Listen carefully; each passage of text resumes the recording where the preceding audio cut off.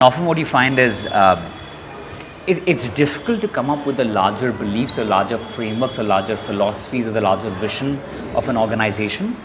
But I think what is even more difficult than that is figuring out how do you operationalize it, how do you make it come alive on a day-to-day basis. And often that's where organizations and entities fail. That you might have a big vision or something which is very compelling, but you might not have figured out ways to make it come alive on a daily basis. Those are the dirty details which need to be figured out on the small level, right? That comes in the larger category of how do you build culture, right? Because what is culture? Realizing that larger vision, right?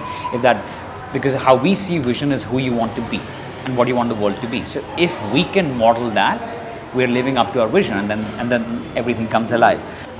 And so you need to put a lot of thought into things like, what is the behavior that is allowed in the school and what is not, for example? What is encouraged, what is not?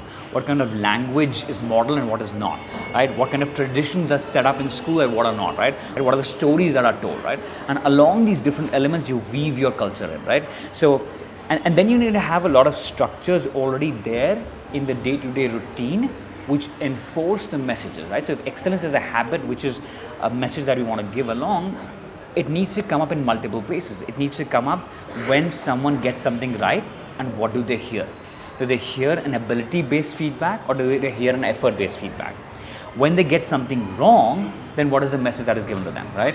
What is the non-verbal reaction which shows up on a teacher's face when the child makes a mistake? Or what is the non-verbal reaction that shows up on a leader's face when they see a teacher teaching the lesson incorrectly, right? Because that will model your lesson a lot more. So you can have excellence as a habit put there, but if someone gets something wrong and you have this kind of a face, you've clearly given the message that it's wrong and that's it, right? Whereas the message you want to give that it's a journey, right, that needs to go along.